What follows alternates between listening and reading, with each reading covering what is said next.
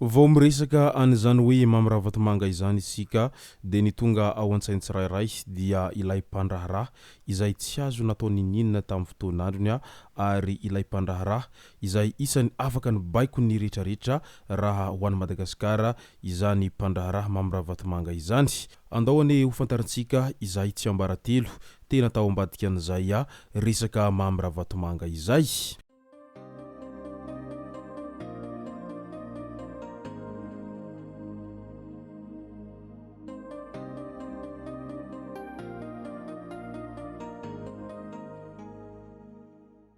Ny tonga tsy miarahaba hono namantesitra ka dia faly miarahaba isika rehetra mpanaraka sy tapaka an'ity chaîne ity tenako amin'ity androandroany ity. Arakin'izay efa natsipiko zay dia ny mahakasika ny tsy ambaratelo ny mamy Ravatomanga no tena iopanantsika ato anatin'ity video ity. Efa ela isika no nandre fa i mamy Ravatomanga dia isan'ny mpandraharaha izay tena henjana raha samy mpandraharaha ihany raha tao Madagasikara tao, ary isan'ny mpandraharaha malagasy izay tena tafiditra ao anatin'ny irony tena manan-karena irony raha izany mamy Ravatomanga izany raha tao Madagasikara no asiana resaka. Ka noho izay fananan-karenan'izay dia sainky voafehiny avokoa ireo sehatra rehetra tao Madagasikara tao, na eo amin'ny resaka fanondranana izany na eo amin'ny resaka fandraharahana sy ny varotra sy ny maro hafa dia voafehiny izany mamy Ravatomanga izany avokoa ny sehatra rehetra tao Madagasikara tao. Eny na ny mpitondra fanjakana tamin'ny fotoan'androny aza dia tena mifotra tanteraka raha vantany vao mandre sy maheno an'izay hoe mamy Ravatomanga izay.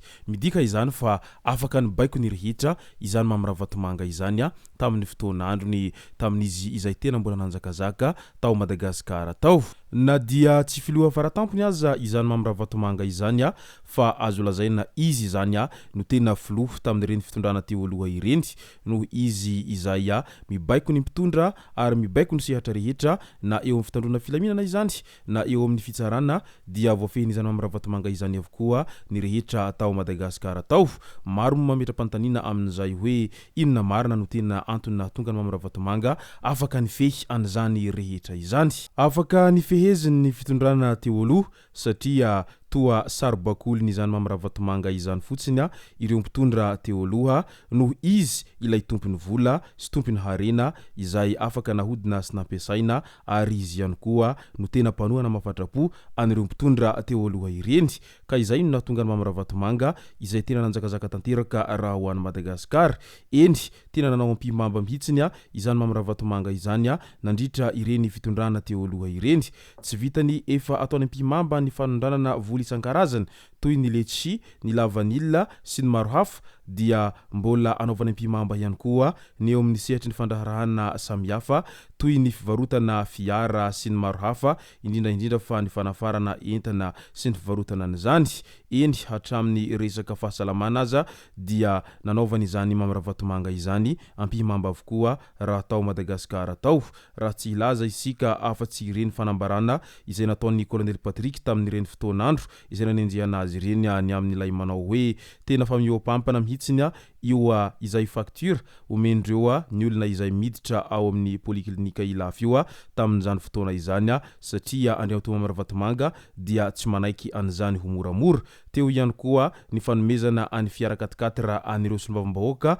izay tsy maintsy alaina mamy Ravatomanga ary vidina amin'ny vidiny lafo. Midika izany fa tena nisy diantanany mamy Ravatomanga avokoa ny sehatra rehetra tamin'ireny fitondrana teo aloha ireny. Na dia somary miafinafina za izy tao ambadika an'izany rehetra izany dia hita sy tsaba fa tena diantanany avokoa ny zavatra rehetra izay nampandeha anireny fitondrana teo aloha ireny. Eny maro ihany koa ireo mpandraharaha izay tena simba tanteraka noho ny fitsoka an'izany mamy Ravatomanga izany satria ireo rehetra izay tsy mitovy firehana aminy sy ireo rehetra izay tsy mitovy hevitra aminy dia avy hatrany dia sombainy ary misy potika tanteraka na ny fiarina izany na ny fananana. Maro ihany koa no ny gadra nandritra ireny fitondrana teo aloha ireny noho izay hoe tsy akama sy ny halako bika tsy tiako tare na ihany koa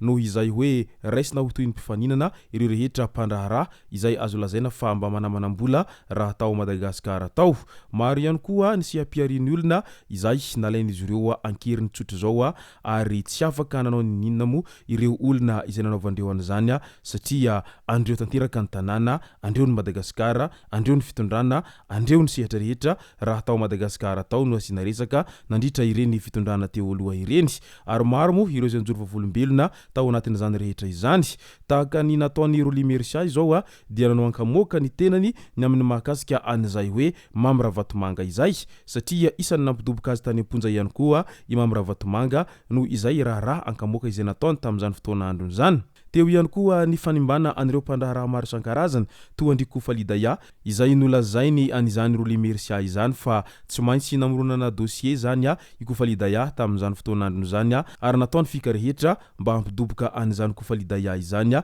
tany amponjany Tsiafa tamin'izany fotoana androny rehefa ela ny ela dia nivaly amin'izay ny fitsarana dia iny afaka madidio iny i Kofalidaya taorian'izany rehetra izany no ilay famoronana dossier isan-karazany teo amin'ny resaka fanondranana volamena sy ny maro hafa. Teo ihany koa ny ankamoaka izay nataony ry Andro-Biahary tamin'izany fotoana izany ny amin'ny mahakasika ny raharaha Mamy Ravatomanga ihany koa nandritra ireny fifidianana filoham-pirenena farany teo ireny izay maro monina ny metsina ny Andro-Biahary tamin'izany fotoana izany ary maro ihany koa ireo izay niandry fatratra an'izay ankamoaka miaraka amin'ny proof rehetra izay teny amin'ny Andro-Biahary tamin'izany fotoana izany fa noho natao amin'izay moa izany ilay en direct tao amin'ny Real TV iny dia tsy afaka namoaka an'izay proof rehetra teny amin'izay Andro-Biahary tamin'izany fotoana izany fa nilozany ny tomany fotsiny. Maro ihany nametra-panontaniana teo anatrehan'izany rehetra izany ny antony nahatonga ny Andro-Biahary izay tsy afaka nanome anireo proof rehetra tena ampelantanany reny. Ao ny mametra-panontaniana amin'ilay hoe moa ve nisy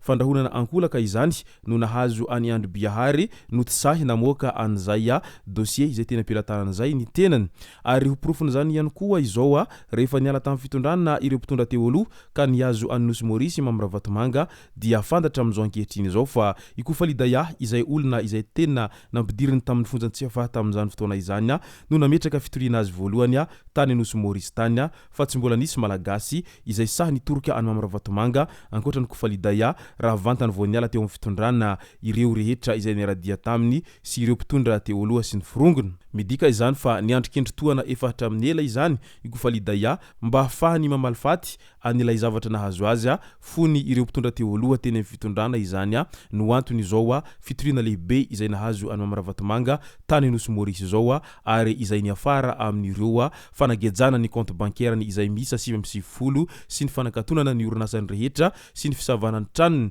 izay hita fa tena nanimba azy tanteraka amin'izao ankehitriny izao ka izay ilay mahatonga ny fitenenana manao hoe manaova ny tsara hatrany fa ny tsy ho atao le venam-bola fa ny ratsy atao kosa dia loza miantony ka mety ireo rehetra izay nanaovanao ratsy dia miandrikendry-toana fotsiny izy ireny ary miandry anao foana izy ireny amin'ireo ratsy vitanao zay dia indro ara fa tonga amin'izay ny valin-kavatra dia izao ny afarany nidoboka amponja any Nosy Maurice andeha to Mamy Ravatomanga amin'izao fotoana izao noho nireo raha maloto isan-karazany izay mahavoasarengotra azy amin'izao ankehitriny izao